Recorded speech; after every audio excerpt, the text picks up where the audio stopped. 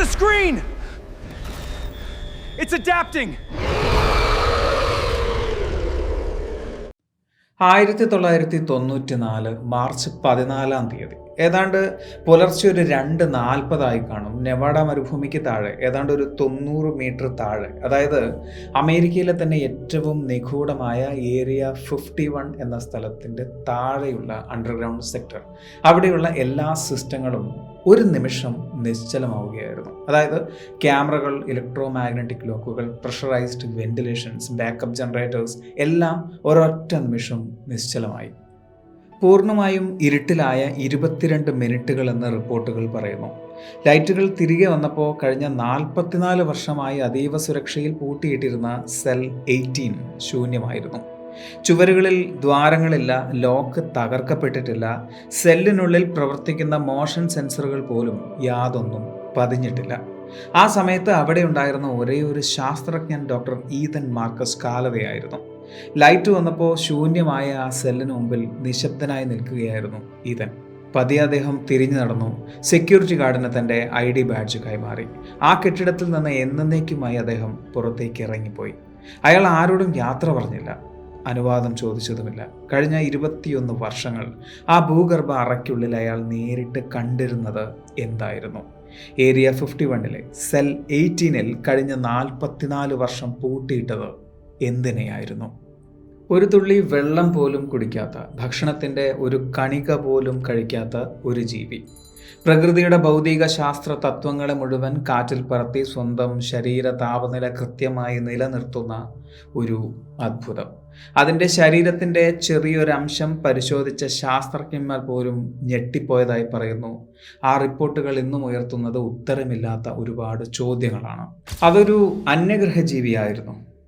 Area 51 എന്ന കുപ്രസിദ്ധി ആർജിച്ച ഒരു പ്രദേശമായതുകൊണ്ടും അന്യഗ്രഹജീവി മിത്തുകൾ ഒരുപാട് പരന്നിട്ടുള്ള പ്രദേശമായതുകൊണ്ടും സ്വാഭാവികമായും നമുക്ക് അങ്ങനെ ചിന്തിക്കാം. എന്നാൽ ഇതിനെക്കുറിച്ച് അന്വേഷിച്ചു പോയ, ചരിത്രത്തിലൂടെ കടന്നുപോയ പല ഗവേഷകരും പറയുന്നത് മനുഷ്യനേക്കാൾ മുമ്പേ ഭൂമിയിലുണ്ടായിരുന്ന, ഇന്നും ഭൂമിയിൽ ജീവിച്ചു കൊണ്ടിരിക്കുന്ന, ഭൂമിയിലെ തന്നെ ഒരു ജീവനായിരിക്കാം അത് എന്നാണ്. ദൈവം ഭൂമിയെ സൃഷ്ടിക്കുന്നതിന് മുമ്പ് പ്രപഞ്ചത്തിലുണ്ടായിരുന്ന ചില ദേവദൂതന്മാരായ ജീവികളെക്കുറിച്ച് പല മതപുസ്തകങ്ങളും പറയുന്നുണ്ട്. അത് യുക്തിരഹിതമായി തോന്നിയത് കൊണ്ട് നമ്മളിൽ പലരും പലതും തള്ളിക്കളഞ്ഞിട്ടുമുണ്ട്. പലപ്പോഴും എനിക്ക് തോന്നിയിട്ടുള്ളൊരു കാര്യമുണ്ട്, ചില വിഷയങ്ങൾ മനുഷ്യൻ ചിന്തിക്കാതിരിക്കാൻ, കൂടുതൽ അറിയാതിരിക്കാൻ മനുഷ്യൻ തന്നെ കണ്ടെത്തിയ ഒരു ഫിൽട്ടർ ആയിരിക്കും യുക്തി എന്ന്. അങ്ങനെ ഒരു ഫിൽട്ടർ നമുക്കുള്ളത് കൊണ്ടാണ് ചില വിഷയങ്ങൾ യുക്തിരഹിതമെന്ന് പറഞ്ഞ് നമ്മൾ ചിന്തിക്കുക പോലും ചെയ്യാതെ തള്ളിക്കളയുന്നത്. അങ്ങനൊരു ഫിൽട്ടർ ഇല്ലായിരുന്നുവെങ്കിൽ ഇനി ഞാൻ പറയാൻ പോകുന്ന വിഷയം ഒരുപക്ഷെ നിങ്ങൾക്ക് വിശ്വസിക്കാൻ എളുപ്പമായിരുന്നേക്കാം.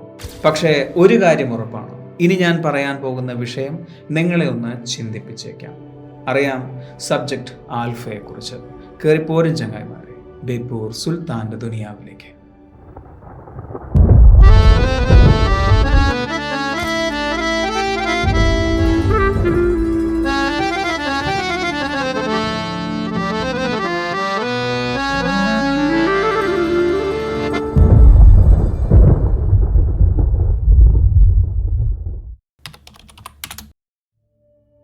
ഇതിൻ്റെ എല്ലാം തുടക്കം ഏതാണ്ട് 1950 സെപ്റ്റംബർ 14 രാത്രി 11:40 നെല്ലിസ് എയർഫോഴ്സ് ബേസിലെ റഡാറിൽ ഒരു പ്രത്യേക വസ്തു പ്രത്യക്ഷപ്പെടുന്നു. അതൊരു വിമാനമായിരുന്നില്ല. മിനിറ്റിൽ കിലോമീറ്റർ വേഗതയിലാണ് അത് സഞ്ചരിച്ചുകൊണ്ടിരിക്കുന്നത്. അത് സഞ്ചരിക്കുന്നത് നെവാഡ മരുഭൂമിക്ക് മുകളിലൂടെയും ആകാശത്തു നിന്നും ഭൂമിയിലേക്കാണ് അത് സഞ്ചരിക്കുന്നത്. എന്നാൽ നിമിഷങ്ങൾ കൊണ്ട് അത് ഭൂമിയിലെത്തുകയും ഭൂമിയിലെത്തിയ നിമിഷം തന്നെ അത് നിശ്ചലമാവുകയും ചെയ്തു. സംഭവസ്ഥലത്തേക്ക് എത്തിയത് ക്യാപ്റ്റൻ ജെറാൾഡ് എസ് പ്യൂയിറ്റിൻ്റെ നേതൃത്വത്തിലുള്ള 6-അംഗ ആർമി എഞ്ചിനീയറിംഗ് ടീമായിരുന്നു. പുലർച്ചെ ഏതാണ്ട് 2:20 അവരവിടെ എത്തുമ്പോൾ 60 അടി വ്യാസത്തിൽ ഒരു വട്ടത്തിൽ മണ്ണ് അസാധാരണമായി ചൂടായി കിടക്കുന്നുണ്ടായിരുന്നു. പക്ഷേ അവിടെ പുകയോ കരിഞ്ഞ മണമോ വിമാനാവശിഷ്ടങ്ങളോ ഉണ്ടായിരുന്നില്ല. 2018 ഫ്രീഡം ഓഫ് ഇൻഫർമേഷൻ ആക്ട് പ്രകാരം പുറത്തു വന്ന മിലിറ്ററി റിപ്പോർട്ടിലെ ആ വരികൾ ഇങ്ങനെയാണ് ആ വസ്തുവിനെ വിശദീകരിക്കുന്നത്: object identified as organic, alive, contained without resistance, transfer to designated facility initiated at 03:05. അതൊരു അന്യഗ്രഹജീവി ആയിരുന്നില്ല, സ്വയം ശ്വസിക്കാൻ കഴിവുള്ള ഒരു ജീവിയായിരുന്നു എന്നാണ് റിപ്പോർട്ടുകൾ പറയുന്നത്.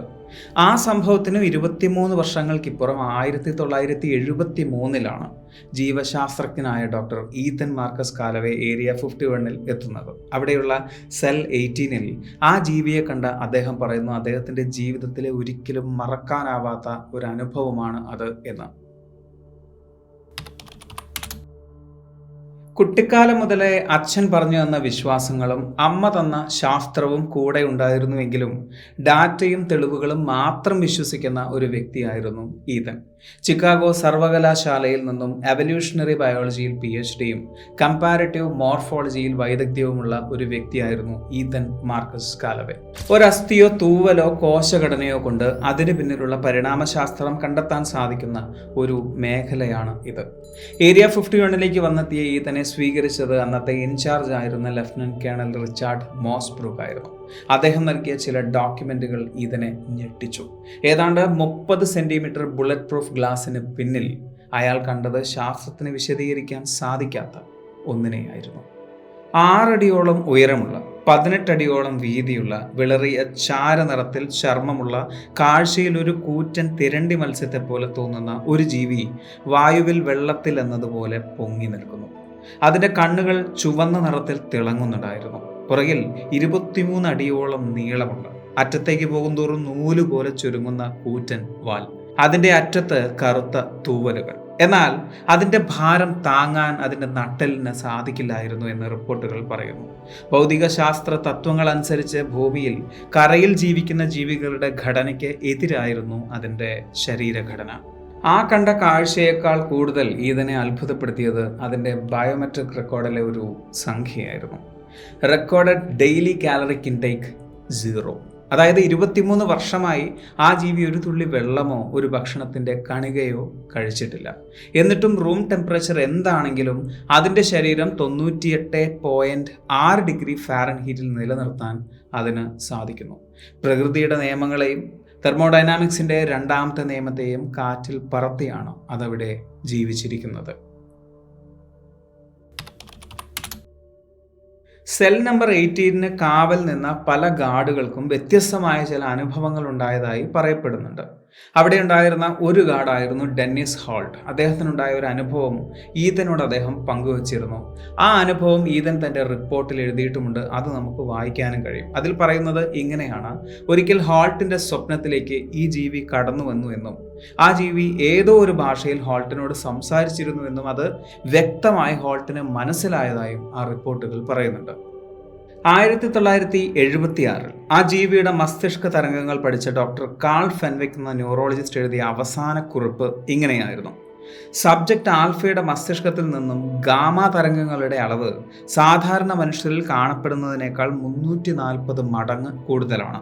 ഇതൊരു സാധാരണ ബോധമനസ്സല്ല, ഇതൊരു രോഗാവസ്ഥയുമല്ല, ഇത് തികച്ചും മറ്റൊന്നാണ്. ഒന്നുകിൽ ഞാൻ ഇതിനെ അളക്കുന്നത് തെറ്റായ ഒരു ഉപകരണം വെച്ചായിരിക്കും, അല്ലെങ്കിൽ ആ തെറ്റായ ഉപകരണം അത് ഞാൻ തന്നെ ആയിരിക്കും. ഈ അവസാന വാചകം ഇതാണ് ഇതിനെ ഏറെ നാൾ അസ്വസ്ഥനാക്കിയത്. ഇത് ഡോക്ടർ കാൾ ഫെൻവിക്കിൻ്റെ അവസാനത്തെ നോട്ടാണ് എന്ന് പറയാനുള്ള കാരണം അതിനുശേഷം അദ്ദേഹത്തെ പിന്നെ ആരും കണ്ടിട്ടില്ല എന്നതാണ്. അദ്ദേഹം ലബോറട്ടറിയിലേക്ക് വന്നു എന്നതിന് തെളിവുണ്ട്. അവിടെ വെച്ച് അദ്ദേഹം കുടിക്കാനായെടുത്ത ചായ മേശമേലിരിപ്പുണ്ട്. അദ്ദേഹത്തിൻ്റെ ഓവർകോട്ട് ലബോറട്ടറിയിൽ തൂക്കിയിട്ടതും അവിടെ തന്നെയുണ്ട്. പക്ഷേ ലബോറട്ടറിയിൽ വെച്ച് ഫെൻവിക് അപ്രത്യക്ഷനാവുകയാണ്. അതിനുശേഷം അദ്ദേഹത്തെ ആരും തന്നെ കണ്ടിട്ടില്ല. 1983 അണ്ടർഗ്രൗണ്ട് സെക്ടറിൽ വെച്ച് തോമസ് ഉൾറിച്ച് എന്ന വൈദികന്റെ ചില റിപ്പോർട്ടുകൾ ഈതൻ കണ്ടെത്തിയതായി പറയപ്പെടുന്നുണ്ട്. അതായത് Egyptian, Mesopotamian, Hebrew സംസ്കാരങ്ങളിലൂടെ subject alpha എന്ന ജീവിയുടെ രൂപസാദൃശ്യമുള്ള ചില ജീവികളെക്കുറിച്ച് ചില പുരാതന ഗ്രന്ഥങ്ങളിൽ പറയുന്നതായി തോമസ് ഉൾറിച്ച് കണ്ടെത്തിയതിൻ്റെ ചില റിപ്പോർട്ടുകളാണ് അദ്ദേഹത്തിന് ലഭിച്ചത്. ബുക്ക് ഓഫ് ഇനോക് പോലുള്ള പുരാതന ഗ്രന്ഥങ്ങളിൽ ഇത്തരത്തിലുള്ള പല ജീവികളെക്കുറിച്ചും മെൻഷൻ ചെയ്തതായും അദ്ദേഹം പറയുന്നുണ്ട്. തോമസ് ഉൾറിച്ചിന്റെ റിപ്പോർട്ട് അനുസരിച്ച് ഇതൊരു അന്യഗ്രഹജീവിയല്ല, മറിച്ച് പുരാതന കാലം മുതൽ മനുഷ്യൻ സാക്ഷ്യം വഹിച്ച സന്ദേശവാഹകർ അഥവാ ദേവദൂതന്മാർ എന്ന് വിളിച്ച അതേ ജീവിയാണ്. എന്നാൽ ഉൾറിച്ചിന്റെ ആ റിപ്പോർട്ടിന്റെ അവസാന വരി ആരോ കൃത്യമായി ബ്ലേഡ് ഉപയോഗിച്ച് വെട്ടിമാറ്റിയിരുന്നു. കഥയിൽ ഏറ്റവും വലിയ ശാസ്ത്രീയമായ നിഗൂഢത പുറത്തു വന്നത് 1989-ലാണ്. ഈതൻ രഹസ്യമായി ആ ജീവിയുടെ ഒരു തൂവൽ പുറത്തേക്ക് എത്തിച്ച് യൂണിവേഴ്സിറ്റി ലാബിലെ ജനിതക പരിശോധനയ്ക്കായി അയച്ചു. ഫലം കണ്ട ശാസ്ത്രലോകം ഞെട്ടിപ്പോയി. ആ കോശങ്ങൾ ജീവനുള്ളവയായിരുന്നു, സജീവമായി പ്രവർത്തിക്കുന്നുമുണ്ടായിരുന്നു. പക്ഷേ അതിൽ DNA ഉണ്ടായിരുന്നില്ല. DNA ഇല്ലാതെ ജീവന്റെ ഒരു കണിക പോലും നിലനിൽക്കില്ല എന്ന് ശാസ്ത്രം പറയുന്നു. പ്രോട്ടീൻ ഘടന പരിശോധിച്ചപ്പോൾ അതിൽ അമിനോ ആസിഡും ഉണ്ടായിരുന്നില്ല. അതായത് ഇഷ്ടികയില്ലാതെ ഒരു വലിയ കെട്ടിടം എങ്ങനെയാണോ പണിയുന്നത് അതുപോലെയായിരുന്നു ആ ജീവി. 1994 മാർച്ച് 14 അണ്ടർഗ്രൗണ്ട് സെക്ടറിൽ പവർ പോയതിനു ശേഷം തിരികെ വരുന്നു. Cell number 18 കാലിയായിരുന്നു. അവിടെ ഉണ്ടായിരുന്ന ഈതൻ കാലവേ പരിഭ്രമിച്ചിട്ടുണ്ടായിരുന്നില്ല. അദ്ദേഹത്തിൻ്റെ മുഖത്ത് ഒരു പുഞ്ചിരി മാത്രമേ ഉണ്ടായിരുന്നുള്ളൂ. വർഷങ്ങളായി താൻ അന്വേഷിച്ച് നടന്ന എന്തോ ഒരു ചോദ്യത്തിൻ്റെ ഉത്തരം കണ്ടെത്തിയതുപോലെ അദ്ദേഹം തൻ്റെ ID കാർഡ് സെക്യൂരിറ്റിയെ ഏൽപ്പിച്ചു. ലബോറട്ടറിയിൽ നിന്നും പുറത്തേക്ക് കടന്നു. കാലങ്ങൾക്കിപ്പുറം അദ്ദേഹം തൻ്റെ സുഹൃത്തിനായി അയച്ചൊരു കത്തിൽ 2 വരി എഴുതിയതായി പറയപ്പെടുന്നു. ഞാൻ കണ്ട ചിലത് രേഖപ്പെടുത്തുന്നു, എന്നാൽ അത് അളക്കാനുള്ളതല്ല. സാക്ഷ്യം വഹിക്കാൻ മാത്രമുള്ള ചില കാര്യങ്ങൾ ഈ പ്രപഞ്ചത്തിലുണ്ട് എന്ന് ഞാനിപ്പോൾ മനസ്സിലാക്കുന്നു. ഏരിയ 51 കുറിച്ച് ഒരുപാട് കഥകൾ നമ്മൾ കേട്ടിട്ടുണ്ട്, ഒരുപാട് അനുഭവങ്ങൾ നമ്മൾ ചർച്ച ചെയ്തിട്ടുമുണ്ട്. അന്യഗ്രഹ ജീവികളെ അവിടെ നിരീക്ഷിക്കുന്നുണ്ട് എന്ന് തുടങ്ങി ഒരുപാട് കഥകൾ. എന്നാൽ ഭൂമിയിൽ തന്നെ ഉണ്ടായിരുന്ന ഒരു ജീവിയെ, മനുഷ്യർക്കാർക്കും അധികം അറിയാത്ത ഒരു ജീവിയെ ഏരിയ 51 കുറേ കാലം നിരീക്ഷിച്ചിരുന്നു എന്നതിൻ്റെ റിപ്പോർട്ടുകൾ ഞെട്ടിക്കുന്നതാണ്. എന്നാൽ ഞെട്ടാൻ വരട്ടെ, മറ്റ് കഥകൾ പോലെ ഈ കഥ വിശ്വസിക്കുന്നതിന് മുമ്പേ ഞാൻ ചിലത് പറയാം. Doctor Ethan Callaway and subject alpha. Area 51 cell 18 എന്ന ഭൂഗർഭ അറ, അവിടെ 44 വർഷം അടച്ചിട്ട ജീവി. ഇതെല്ലാം നമ്മെ ത്രില്ലടിപ്പിച്ചുവെങ്കിലും ഇതൊന്നും യഥാർത്ഥമാണ് എന്നതിൻ്റെ തെളിവുകളൊന്നും തന്നെ ലഭ്യമല്ല. ഈതൻ കാലവേ എന്ന ബയോളജിസ്റ്റും DNA ഇല്ലാത്ത തൂവലുകളും പ്രേക്ഷകരിൽ കൗതുകം ജനിപ്പിക്കാൻ വേണ്ടി ക്രീപ്പി പാസ്ത എന്ന ഫോറത്തിൽ ഏതോ ഒരു കഥാകൃത്ത് വെറുതെ സൃഷ്ടിച്ചു എന്നതിന് പക്ഷേ ചില തെളിവുകൾ കണ്ടെത്തിയിട്ടുമുണ്ട്. 1950കൾക്കും അതിനുശേഷം ഇങ്ങോട്ടേക്കും object identified as organic alive എന്ന പേരിൽ ഒന്നും തന്നെ കണ്ടെത്തിയതായി അമേരിക്കൻ ഔദ്യോഗിക രേഖകളിൽ ഒന്നും തന്നെ റിപ്പോർട്ട് ചെയ്തിട്ടില്ല. പിന്നെ ശാസ്ത്രീയമായി നിരീക്ഷിച്ചാൽ DNA അല്ലെങ്കിൽ ബേസിക് അമിനോ ആസിഡുകളില്ലാതെ ഒരു ജീവകോശം പ്രവർത്തിക്കുക എന്നത് അസാധ്യമായ വിഷയവുമാണ്.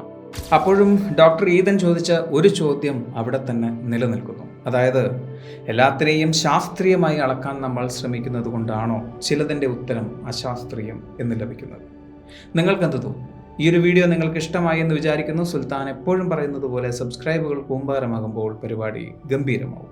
അതുകൊണ്ട് സബ്സ്ക്രൈബ് ചെയ്യുക. അടുത്ത വീഡിയോയ്ക്ക് വേണ്ടി കാത്തിരിക്കുക. അതുവരെ.